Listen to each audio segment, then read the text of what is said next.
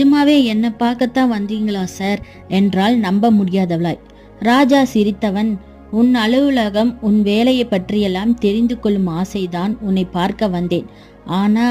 ஆனால் என்ன சார் என்று பதறியவளை அப்படியே தன் நெஞ்சில் சாய்த்து இறுகிக் கொண்டவன், இப்படி இறுக அணைத்து கொண்டிருக்கலாம் என்றால் தாமதிக்காமல் நேற்றே வந்திருப்பேன் என்று சொன்னதும் கவிதா தன்னை மறந்து சிரித்து விட்டாள்.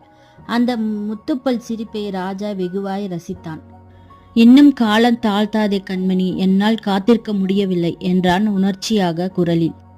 எதற்கு என்றாள் கவிதா புரியாதவள் போல். இந்த பாசாங்கு எல்லாம் என்னிடம் வேண்டாம், நான் எல்லாவற்றையும் எப்போதோ கண்டுபிடித்து விட்டேன். கண்டுபிடித்து விட்டீர்களா? அப்படி என்ன கண்டுபிடித்தீர்கள்? விடாமல் கவிதா கேட்கவும் அப்படியே அவளை ஊடுருவிய போல் பார்த்தான் ராஜா. இந்த அழகிய காதல் கதையோட முழு எபிசோட தெரிஞ்சுக்கிறதுக்கு டிஸ்கிரிப்ஷன்ல லிங்க் கொடுத்துருக்கேன், மறக்காம செக் அவுட் பண்ணுங்க.